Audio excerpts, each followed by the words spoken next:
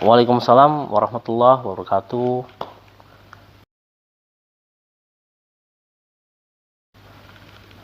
Baik, ya kemarin saya habis Zoom, nyampe rumah, langsung buat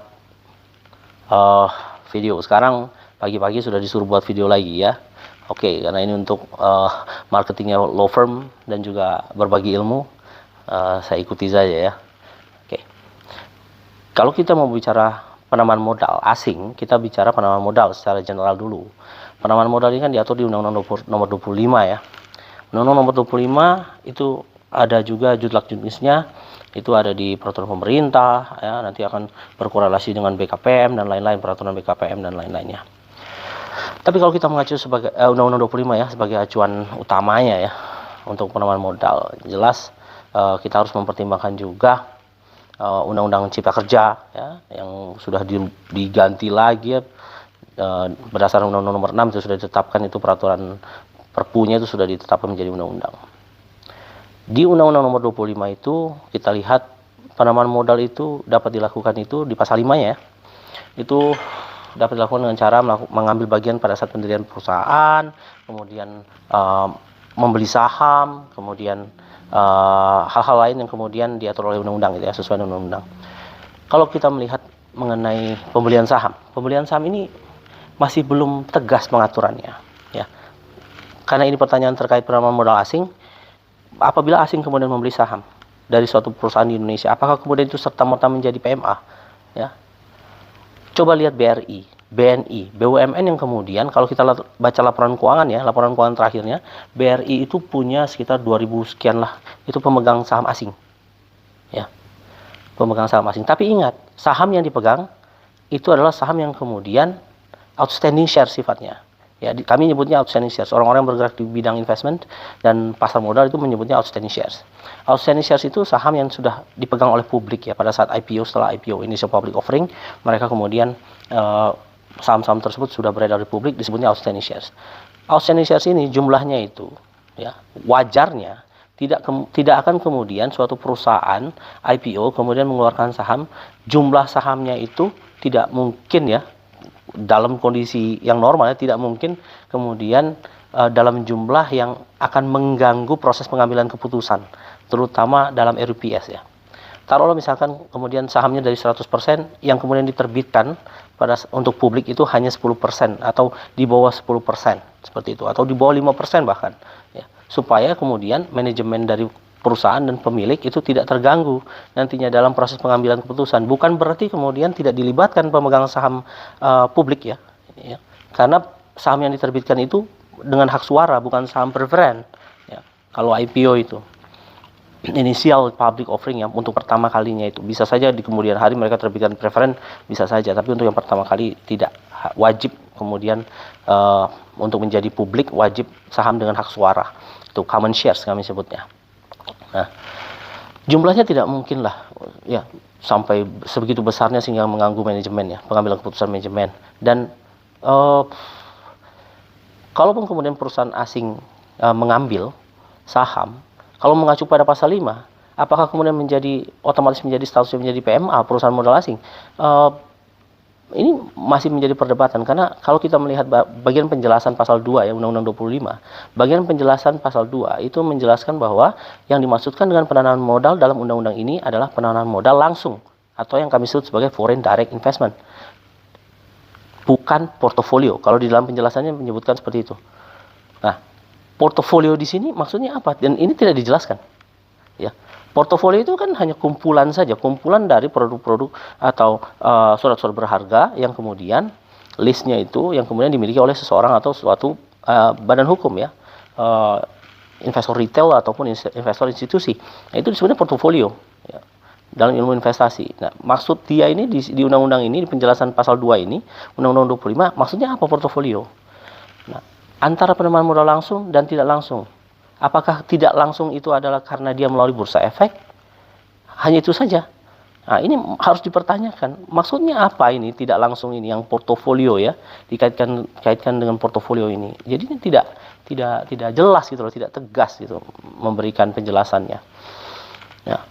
Apakah langsung dan tidak langsung itu terkait dengan kontrol terhadap si entitas perusahaan ini lebih masuk akal kalau seperti itu, ya, karena toh saham yang kemudian diterbitkan itu adalah jumlahnya sangat kecil, ya, dibandingkan dengan total saham, ya, secara kumulatif itu, jadi tidak ada kontrol, yang tidak bisa mengontrol perusahaan secara langsung, ya.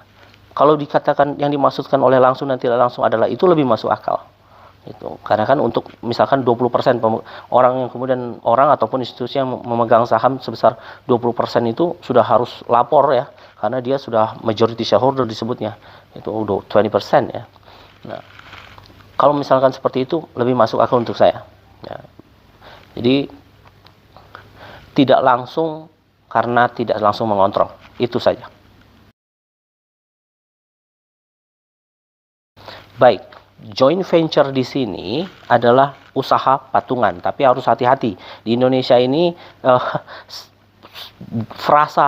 penggunaan frasa itu bisa diartikan dan banyak bentuknya, ya. Bentuk usaha patungan itu banyak bentuknya. Kalau kita bicara joint venture secara general, ya, itu adalah, ya, ada yang modalnya yang kemudian di joinnya, ada kemudian operasinya yang dijoinkan, ya, yang bergabungnya itu seperti itu. Tapi yang pasti ketika joint venture, misalkan ini antar perusahaan ini, kedua perusahaan ini akan membentuk suatu perusahaan baru, entitas baru yang kemudian modalnya itu secara bersama-sama. Tapi kalau misalkan dia joint venture-nya itu adalah joint venture asing, itu biasanya ada periode divestasi disebutnya. Periode divestasi itu adalah periode di mana si bentuk usaha asing ini nanti melepaskan sahamnya, ya. Dia melepaskan sahamnya. Biasanya 10 tahun, ya. Dalam 10 tahun kemudian mereka lepaskan sahamnya. Nah, seperti itu.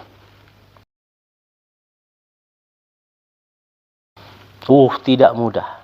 Ini bukan kontrak biasa. Kontrak joint venture itu bukan kontrak biasa. Tidak cuma joint venture, ya. Penanaman modal asing, kontrak-kontrak yang dibuat itu tidak biasa. Ada konsorsium, ada joint venture-nya, ada shareholders agreement, ada share purchasing agreement, ya. Jadi ada jenis-jenisnya tergantung dari pola penanaman modal asing yang akan dilakukan. Jadi harus hati-hati sekali dengan pembuatan kontrak itu. Kenapa kemudian dibutuhkan orang yang ahli, ya, seperti saya, salah satu ahli di bidang pembuatan kontrak dari investasi asing, ya. Tidak sesederhana kemudian saya mau beli bakpao gitu, ya, kemudian 10 biji tapi isinya misalnya emas, ya. Kemudian buat kontrak ini gimana nih, buat kontrak tinggal tulis selesai, ya. Tidak seperti itu. Karena apa? Karena dia diatur, penanaman modal asing ini diatur oleh undang-undang, ya. Undang-undangnya tidak cuma satu masalahnya, tidak cuma undang-undang nomor 25, dia diatur juga di BKPM, ya. Itu jadi kan ada peraturannya, ya, bukan undang-undangnya, ya. Undang-undangnya tetap itu, tapi ada sekarang undang-undang Cipta Kerja, ada peraturan BKPM kalau mereka melalui pasar modal, ya, itu ada diatur lagi di OJK, POJK. Jadi ada banyak, jadi harus dipertimbangkan. Lawyer korporat yang menangani investasi asing ini harus hati-hati sekali. Dan yang harus dimengerti bahwa dalam proses pembuatan kontrak ketika melibatkan ada unsur asing, ini sudah masuk ke hukum perdata internasional, ya. Masuk lagi hukum perdata internasional selain hukum perdatanya Indonesia, ya. Kemudian masuk lagi ke lex spesialisnya itu yang tadi BKPM, POJK, dan ada undang-undang pajaknya yang terkait dengan penanaman modal asing. Itu standar akuntansi keuangan juga untuk perusahaan-perusahaan joint venture juga itu berbeda, ya, itu pengaturannya. Jadi mereka harus hati-hati sekali, ada kewajiban-kewajiban yang kemudian harus dijalankan. Jadi itu harus, kalau ada kewajiban, berarti di awal pada saat pembuatan kontrak ada kewajiban hukum. Di awal pembuatan kontrak itu lawyernya harus hati-hati sekali mempertimbangkan semua hal ini, gitu loh. Jadi tidak sedemikian mudah, ya udah ini maunya para pihak begini selesai. Nggak seperti itu, ya. Apalagi ini kontrak harus dibuat dalam 2 bahasa, ya, melibatkan orang yang asing juga harus mengerti isi kontrak tersebut.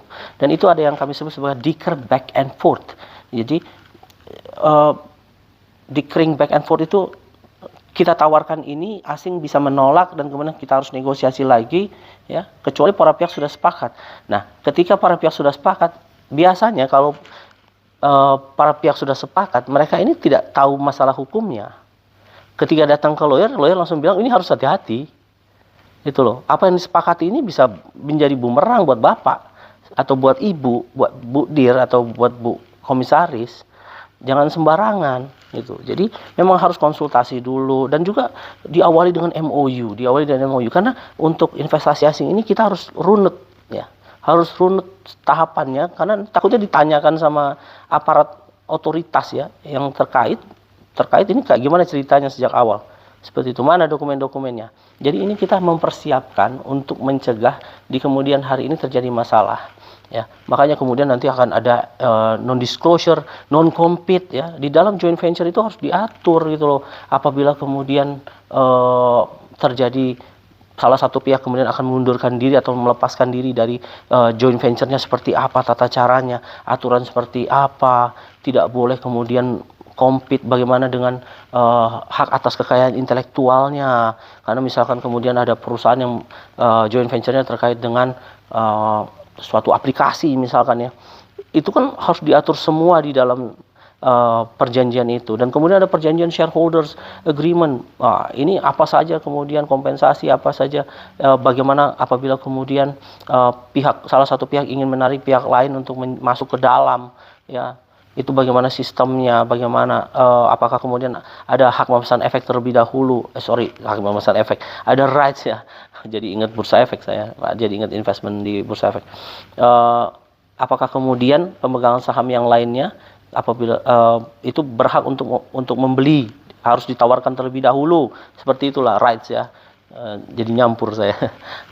Oke, jadi ini banyak sekali pengaturannya. Jadi kontrak joint venture itu bisa sampai 60 lembar, yang 60 lembar lebih lah, 68 kalau nggak salah. Itu yang kemudian sangat detail. Itu belum termasuk dengan shareholder agreement dengan share purchasing agreement. Ya, belum lagi lampiran. Lampiran misalkan ada aturan-aturan lain ya yang kemudian akan diatur seperti itu ya. Saya waktu itu ada kontrak konsorsium, itu banyak sekali itu isinya ya. Mereka berdebat masalah ini, nggak mau ini harus diatur ini karena ke depannya kami sudah punya standar poin-poin kontrak, klausul kontrak. Wah, ini kalau sudah ketemu sama perusahaan yang cukup besar ya, itu multinational company ya, malah international company, itu cukup pelik ya, seperti itu.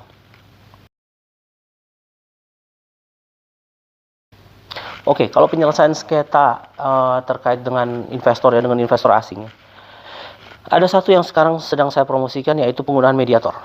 Ya. Karena kalau misalkan kita menggunakan arbitrase itu kalau dibilang murah, tidak murah. Arbitrase itu cukup mahal. Tapi arbitrase itu sudah terstruktur. Ya, jadi sudah jelas dan juga diakui ya, kalau di Undang-Undang 30 kalau tidak salah tentang arbitrase dan alternatif penyelesaian sengketa kalau di Indonesia, kalau nggak salah Undang-Undang 30, saya lupa. Itu sudah diatur, diakui, meskipun kemudian masih ada penyimpangan-penyimpangan di mana putusan arbitrase itu yang seharusnya ya final and binding kemudian bisa dibatalkan di Pengadilan Negeri Jakarta Pusat, itu ya, membuat khawatirnya tidak ada kepastian hukum di Indonesia, itu membuat takut investor asing sebenarnya. Cuman yang saya promosikan ini adalah malah di alternatif penyelesaian sengketa, yaitu mediasi. Mediasi ini kita mengacu kepada, untuk yang pengadilan ya, kita mengacu kepada Perma nomor 1 tahun 2016, yaitu tentang mediasi pengadilan. Ya, kita mengacu ke sana saja dulu. Ini juga diatur juga di Undang-Undang 30 ya, tentang arbitrase dan alternatif penyelesaian sengketa. Jadi kan mediator profesional ini itu kan penyelesaiannya cepat ya, tinggal diatur para pihak mau berapa lamanya kita tetapkan seperti itu ya, dan juga tata caranya seperti apa, aturannya seperti apa ya, dan ini kan bisa kemudian didaftarkan ke pengadilan. Ini hasil akta perdamaiannya ya, akta perdamaian, kesepakatan perdamaiannya ya, itu bisa didaftarkan ke pengadilan dan memiliki kekuatan eksekutorial ya setelah dibuat akta perdamaian ya. Itu seperti itu. Jadi sebenarnya sama saja dan bahkan lebih enak kan. Jadi tidak berlarut-larut, bisa sampai ke banding dan kasasi. Namanya bisnis itu kan inginnya jalan terus. Jangan kemudian malah costly, mengeluarkan dana untuk litigasi ya, lama pula ya, seperti itu. Dan saya rasa kalau lawyer korporat kan sudah dapat dari retainer annum ya, per annum. Jadi per tahun ya. Jadi tidak perlu khawatir ya, kecuali rakus orangnya ya, pengennya dapatnya terus dari perusahaan dapat kasus malah senang dia, itu ambil billable hoursnya untuk kemudian case per case. Nah itu lebih nggak masuk akal lagi ya, kalau lawyer seperti itu itikadnya buruk. Kalau misalkan ada masalah, secepat mungkin dengan cara yang se-efektif dan se-efisien mungkin, saya rasa itu jauh lebih baik daripada kemudian buat pusing klien gitu ya. Ya seperti itu. Jadi saya promosikan sekarang itu mediasi ya, penggunaan mediator profesional. Baik, yang dibutuhkan oleh mediator, saya sebagai seorang corporate lawyer dan legal counsel juga, saya auditor juga, investment banker ya, certified. Jadi kalau dari saya, teman-teman mediator itu harus menjadi mediator yang profesional di sektor-sektornya sendiri-sendiri. Jadi supaya kemudian dipercaya dan memang pada saat menangani perkara itu mengerti kebutuhan para pihak. Ketika teman-teman mediator kemudian mengerti masalahnya, teman-teman tahu sudut pandang para pihak itu sebenarnya dari mana. Itu dari sisi sektoralnya. Tapi teman-teman mediator juga yang kedua itu, selain mengerti ilmunya dan sektornya itu, harus mengerti perspektif bisnisnya juga. Jadi misalkan taruhlah utang piutang antara dua perusahaan, kemudian kita mengerti kenapa ini terjadi, karena kita memang expert di bidang itu ya, jadi bisa memberikan advice kepada kedua belah pihak.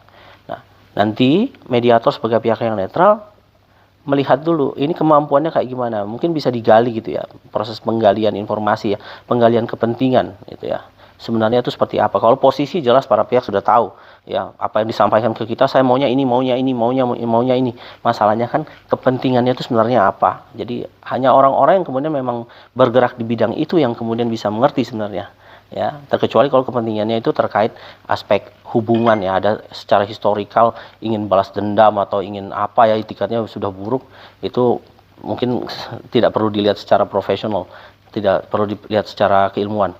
Nah aspek bisnisnya itu harus dilihat ketika misalnya mau restruktur, reschedule. Oke, restruktur, reschedule salah satu penyelesaian ya dalam mediasi. Permasalahannya ketika salah satu pihak mengajukan restruktur dan reschedule, kompensasi apa yang didapatkan oleh pihak yang akan menerima yang didapatkan tawaran untuk reschedule, diajukan tawaran untuk reschedule dan restructure. Kita harus lihat dulu ini perspektifnya seperti apa. Sanggup tidak kemudian pihak yang mengajukan restructure dan reschedule itu untuk memenuhi permintaan kompensasi dari pihak lawannya, seperti itu. Jadi harus dipertimbangkan bagaimana advice-nya, apakah secara angsuran. Kalau angsuran itu kan salah satu ini ya, mengangsur itu secara salah satu saja itu cara untuk menyelesaikan utang piutang. Tapi bagaimana dengan jaminan? Kita lihat kondisinya bagaimana perusahaannya. Nanti dia jelaskan bahwa utang jangka panjang saya segini, utang jangka pendek saya segini. Jadi saya nggak bisa. Kemudian ada yang dari perspektifnya, oh nggak bisa dong. Kalau misalkan kayak gitu kami tidak punya jaminan apapun. Ini percuma ini seperti ini. Kalau misalkan cuman kita kasih reschedule, kasih restructure tapi nggak ada jaminan itu. Jadi harus benar-benar mengerti aspek dari sektoralnya, ilmunya, bidangnya, dan juga yang kedua dari perspektif bisnisnya. Kita harus mengerti posisi para pihak, karena para pihak kan masing-masing punya kondisinya masing-masing ya. Apalagi mereka dipimpin secara struktural itu ada board of director, board of komisaris ya.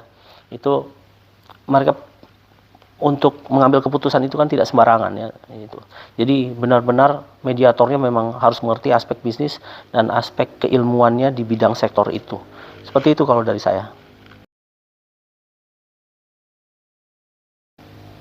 Ya, karena lebih murah, lebih cepat, aturannya dibuat para pihak ya. Ini juga dalam proses mediasi itu menjaga, mediator yang profesional itu menjaga kemudian hubungan para pihak ya, seperti itu. Kan kalau masalah kesepakatan perdamaian kan bisa sebagian ataupun seluruhnya, seperti itu. Jadi bisa ada dua sih ya. Yang di mediator pengadilan juga sama, mediasi pengadilan ya. Kalau dari saya demikian dulu ya. Wabillahi taufik wal hidayah. Wassalamualaikum warahmatullahi wabarakatuh untuk teman-teman, associates, rekan-rekan dan klien-klien semua. Salam sukses.